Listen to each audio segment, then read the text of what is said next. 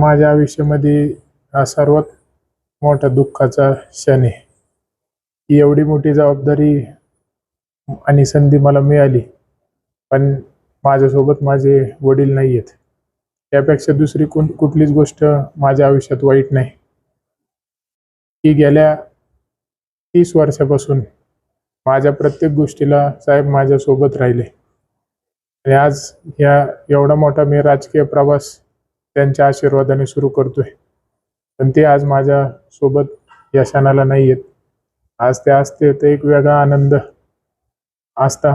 त्यांच्या चेहऱ्यावरती तो आनंद पाहून मला मोठा अभिमान, आनंद वाटला असता. पण आज मी ज्या फोनची आणि ज्या शुभेच्छेची वाट पाहतोय, ते आज मला कधीच आयुष्यात मिळू शकत नाही. पण त्यांचा आशीर्वाद माझ्यावरती आहे. त्यांच्या आशीर्वादामुळेच ह्या सगळ्या गोष्टी होत आहेत, घडत आहेत आणि त्यांच्यामुळेच मला ही मोठी संधी आज सर्वांनी मिळून दिलेली आहे. साहेबांच्या वरती प्रेम सर्वांचं आहे, होतं आणि कायम राहणार आहे. आणि आज त्यांच्या आशीर्वादाने ज्या सगळ्या गोष्टी घडू शकतायत, भारतीय जनता पार्टीचे सर्व तळागाळापासून तर वरपर्यंत सर्वांचे मी मनापासून आभार व्यक्त करतो. त्यामध्ये नरेंद्रजी मोदी साहेब, तसेच आपले लोकप्रिय मुख्यमंत्री देवेंद्रजी फडणवीस साहेब, नामदार राधाकृष्ण विखे पाटील साहेब, खासदार सुजयदादा विखे पाटील, प्राध्यापक रामजी शिंदे साहेब, आमदार मोनिकाताई राजे, तसेच आमदार विक्रमदादा पाचपुते, आपल्या भारतीय जनता पार्टीचे प्रमुख आदरणीय रवींद्रजी चव्हाण साहेब, चंद्रकांत दादा पाटील साहेब, आपल्या सर्वांच्या नेत्या आदरणीय नामदार पंकजाताई मुंडे यांचं विशेष माझ्यावरती प्रेम आहे. असणारे रवीजी अनासपुरे व भारतीय जनता पार्टीचे सर्वच, म्हणजे छोट्यापासून तर मोठ्यापर्यंत सर्वांनीच ह्या गोष्टीमध्ये मोठी ताकद लावली होती. त्यामुळे आज खरं म्हणजे साहेबांच्या रूपात मला संधी मिळाली.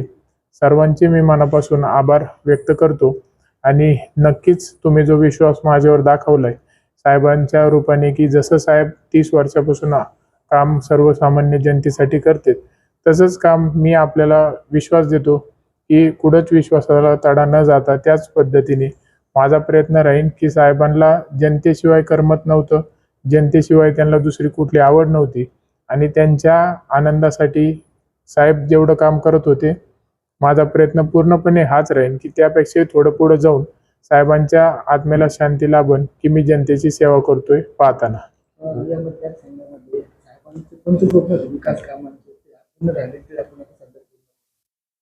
भरपूर साहेबांचे ह्या मतदारसंघामध्ये स्वप्न होते. बऱ्याच गोष्टी साहेबांना ह्यात करायच्या होत्या, कारण की निवडणूक झाली, लगेच साहेबांचं ऑपरेशन झालं आणि लगेच त्रास उद्भवला. पुन्हा दुसऱ्यांदा ऑपरेशन करावं लागलं आणि अशी घटना घडली. 5 ते 6 महिनेच आपल्याला भेटले, त्यामध्येही साहेब आजारी होते. पण त्यांनी निवडणुकीच्या पूर्वी भरपूर स्वप्न पाहिले होते. आता स्वप्न प्रत्येक भागासाठी वेगळे वेगळे आहेत, कारण की आपल्या मतदारसंघामध्ये प्रत्येक भाग वेगळा आहे. राहुरीचा वेगळा आहे, नगरचा वेगळा आहे, पाथर्डीचा वेगळा आहे. साहेबांचं इच्छा होती की माझ्या मतदारसंघातलं एकही गाव पाण्याशिवाय वंचित राहावा नाही. पूर्णपणे त्यांचा प्रयत्न होता की प्रत्येक गावाला पाणी मिळालं पाहिजे आणि प्रत्येक गावातले जे शेतकरी आहेत हे पूर्णपणे लाईटीवर अवलंबून असतात. म्हणून प्रत्येकाला वीज व्यवस्थित मिळाली पाहिजे, वेळेवर मिळाली पाहिजे. उन्हाळ्याचे दिवस असले, पावसाळ्याचे असले की प्रत्येकाला कामं चालू असले विजेची फार गरज पडते, तर वीज वेळेवर मिळाली पाहिजे.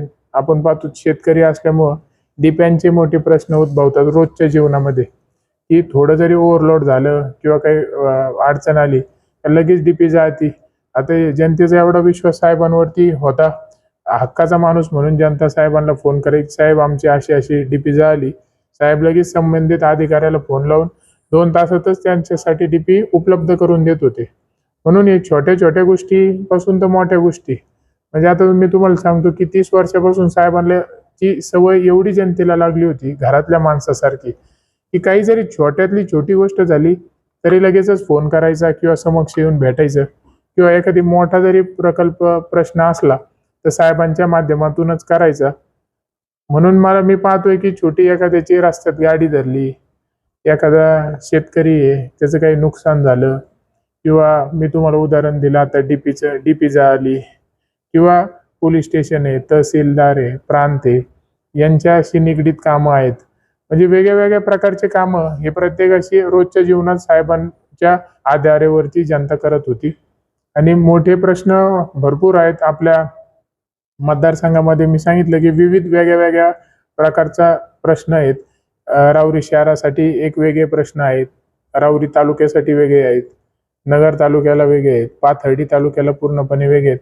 म्हणून मला त्या सगळ्या गोष्टीची जाणीव आहे आणि माहिती आहेत. म्हणून नक्कीच त्यांची इच्छा मला पूर्ण करायची आहे आणि नक्कीच येणाऱ्या 3 वर्षाचा जो काही मला काळ मिळेल, ज्या विश्वासाने साहेबांना तुम्ही मतदान दिलं होतं त्याच विश्वासाने मी या सगळ्या गोष्टी आपल्यासाठी काम करत राहील. एक शेवटचा प्रश्न, निवडणूक बिनविरोध होईल अशी चर्चा आहे. काही विरोधक जे आहेत ते अनेक ठिकाणी चाचपणी करतात. जर निवडणूक लागली तर किती विश्वास काय? आता ही निवडणूक म्हणजे आपण जशा प्रत्येक निवडणुका येतात तशी ही निवडणूक नाही.